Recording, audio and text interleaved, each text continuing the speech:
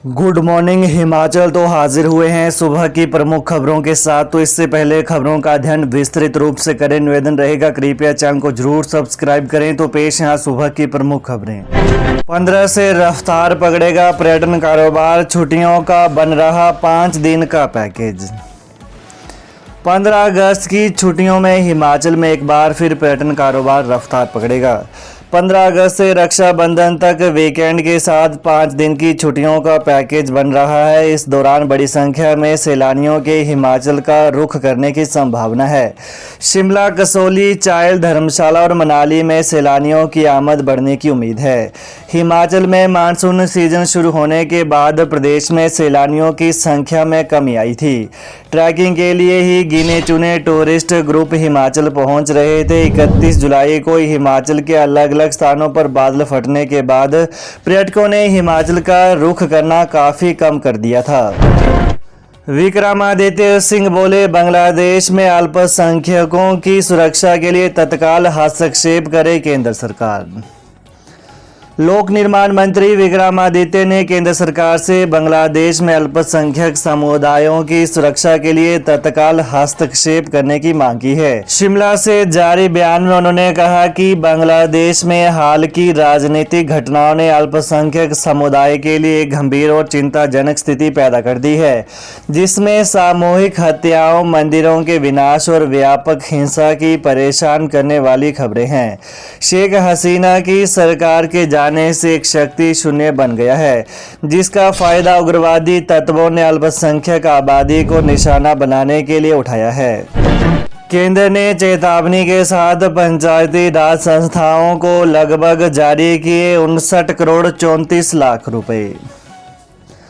केंद्रीय ग्रामीण विकास मंत्रालय ने हिमाचल की पंचायती राज संस्थाओं के लिए 15वें वित्त आयोग की सिफारिशों के बाद 59 करोड़ 34 लाख रुपए का पर्याप्त अनुदान जारी किया है।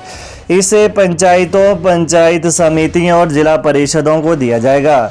साथ ही केंद्र सरकार ने चेतावनी दी है कि सरकार या विभाग इसे अपने पास रोककर नहीं रख सकेंगे। केंद्र से प्राप्त होने के 15 दिनों के भीतर यह पैसा संबंधित संस्थाओं को नहीं दिया गया तो इस पर ब्याज देना होगा।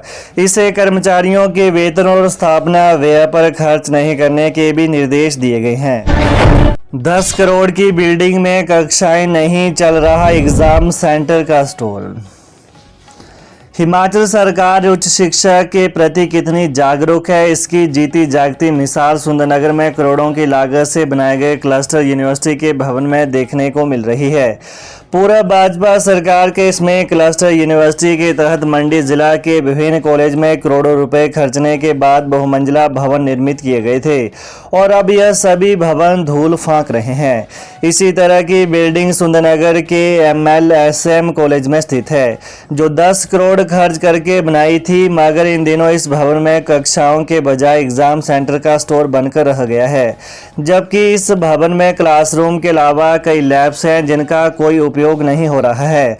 आलम यह है कि सरकारें भी इस पर राजनीति करके चुप हो गई हैं, क्योंकि पूर्व सरकार ने क्लस्टर यूनिवर्सिटी के तहत इस पर अपने विकास का दावा किया था। शिमला में मुख्यमंत्री सुखविंदर सिंह सुक्खू ने किया ऐलान। हिमाचल स्वतंत्रता सेनानी परिवार कल्याण बोर्ड का जल्दी गठन किया जाएगा। यह बात प्रदेश के मुख्यमंत्री सुखविंदर सिंह सुक्खू ने कही। कल्याण बोर्ड का प्रतिनिधिमंडल परिषद के अध्यक्ष जगदीश गुलेरिया की अगुवाई में मुख्यमंत्री से शिमला में मिला और उन्हें बताया कि पिछले 7 वर्षों से बोर्ड का गठन न होने के कारण स्वतंत्रता सेनानी परिवारों की समस्याओं का समाधान नहीं हो पा रहा है। साथ ही सरकार द्वारा स्वतंत्रता सेनानी आश्रितों के लिए नौकरियों में 2% कोटे में जातिगत आरक्षण के कारण उपयुक्त उम्मीदवार न मिलने के परिणाम स्वरूप बैकलॉग बढ़ता जा रहा है। बेसहारा बैल ने ऐसे मौत के घाट उतारा सेवानिवृत्त कर्मचारी। ऊना जिला के घनारी तहसील के अंतर्गत रामनगर पंचायत में बेसहारा बैल ने सेवानिवृत्त कर्मचारी पर अचानक हमला कर उसे लहूलुहान कर दिया, जिसके चलते उसकी अस्पताल पहुंचने से ही पहले मौत हो गई। जानकारी के मुताबिक नंदलाल 63 वर्षीय पुत्र माडूराम निवासी रामनगर शनिवार सुबह अपने घर के समीप खेतों में रखवाली के लिए जा रहा था कि इसी बीच रास्ते में एक बेसहारा बैल ने अचानक नंदलाल पर हमला करके लहूलुहान कर दिया। नंदलाल पर बैल ने ऐसे प्रहार किया कि वो जमीन पर गिर गया। कमाई बढ़ाने में जुटी एचआरटीसी। हिमाचल प्रदेश का पथ परिवहन निगम अब कमाई बढ़ाने की दिशा में बढ़ने लगा है। बड़ी बात यह है कि अब सरकार भी उसका साथ देने लगी है, जिसके बाद अधिकारी फील्ड में उतर गए हैं। उनके फील्ड में उतरने से कर्मचारियों में भी नया जोश आया है। बताया जाता है कि जमीनी स्तर पर कर्मचारियों को किस तरह की दिक्कत हो रही है और निगम को घाटे से उभारने के लिए उनकी क्या सोच है, इस पर फील्ड अफसरों से रिपोर्ट मांगी गई है। आला अधिकारी खुद फील्ड में जाकर कर्मचारियों से बात कर रहे हैं ताकि असलियत का पता चल सके और कमियों को आने वाले समय में दूर किया जा सके। क्षेत्रीय प्रबंधक व मंडलीय प्रबंधकों को अपने अपने डिपो में आय बढ़ाने का टारगेट दिया गया है, जबकि एचआरटीसी में तैनात इंस्पेक्टर व फ्लाइंग स्क्वाड को बसों के निरीक्षण में तेजी लाने को कहा है। निगम के प्रबंध निदेशक रोहन चंद ठाकुर खुद फील्ड स्टाफ से फीडबैक ले रहे हैं। रोहन चंद ठाकुर ने गत शुक्रवार को एचआरटीसी की बस का निरीक्षण किया। इस दौरान डीएम भी मौजूद थे। बदलेंगे अफसरों की असेसमेंट के नियम। मुख्यमंत्री सुखविंदर सिंह सुक्खू ने हिमाचल प्रदेश के प्रथम और द्वितीय श्रेणी के अधिकारियों और भारतीय प्रशासनिक सेवा आईएएस के लिए वार्षिक प्रदर्शन मूल्यांकन रिपोर्ट यानी एपीएआर प्रणाली में संशोधन की घोषणा की है। इन सुधारों का उद्देश्य अधिकारियों के मूल्यांकन को सीधे उनके कार्य परिणामों से जोड़कर जवाबदेही और पारदर्शिता बढ़ाना है। मुख्यमंत्री ने कहा कि प्रशासनिक सचिवों और जिलों में तैनात उपायुक्तों सहित सभी अधिकारियों का मूल्यांकन केवल उनके एपीएआर के आधार पर किया जाएगा। सब्सिडी के साथ मिला उपभोक्ताओं को बिल। हिमाचल प्रदेश के बिजली उपभोक्ताओं को इस महीने सब्सिडी के साथ ही बिजली बिल मिला है। इससे 26 लाख से ज़्यादा उपभोक्ताओं को राहत मिली है। अब तक सरकार इस पर कुछ भी फाइनल नहीं कर पाई है और सरकार की ओर से कोई आदेश बिजली बोर्ड को इस संबंध में नहीं मिले हैं।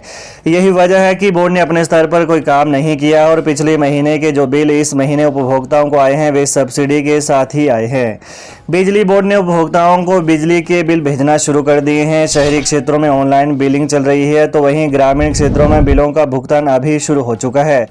ऐसे में वहां पर भी सभी उपभोक्ताओं को जो बिल आ रहा है उसमें सब्सिडी भी मिल रही है। उपभोक्ताओं को राज्य सरकार की ओर से सब्सिडी दी जाती है, जिसमें कुछ वर्गों को सब्सिडी बंद करने का निर्णय सरकार ने लिया है, मगर अभी तक इस पर आदेश जारी नहीं हुए हैं। किसी भी वर्ग के लिए सरकार ने सब्सिडी को फिलहाल बंद नहीं किया है। सीएम से नहीं मिल पाया महासंघ के नेता।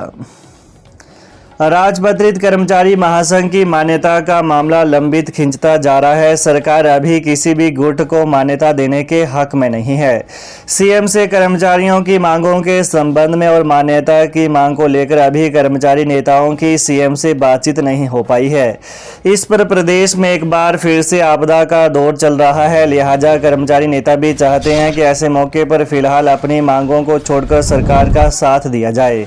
मगर यह भी बताया जा रहा है कि 15 अगस्त के बाद सीएम से मुलाकात के लिए एक गुट प्रयास करेगा और यकीनन दूसरा गुट भी इसके लिए सक्रिय हो जाएगा। बताया जा रहा है कि एक गुट ने मुख्य सचिव को दूसरी बार अपना मांग पत्र सौंप दिया है, क्योंकि शिमला में उनकी बैठक हुई थी और उसमें जिलों की यूनियनों ने अपनी मान्यता के साथ राज्य स्तर पर महासंघ की मान्यता के लिए डिमांड रखी थी। इसी मांग पत्र को मुख्य सचिव को सौंपा गया है, परंतु अब तक सीएम से इस पर बातचीत नहीं हो पाई है। तो ये रहा सुबह की प्रमुख खबरों का विश्लेषण। तो प्रदेश की ताजा खबरों को जानने के लिए कृपया चैनल को अभी सब्सक्राइब करें। धन्यवाद।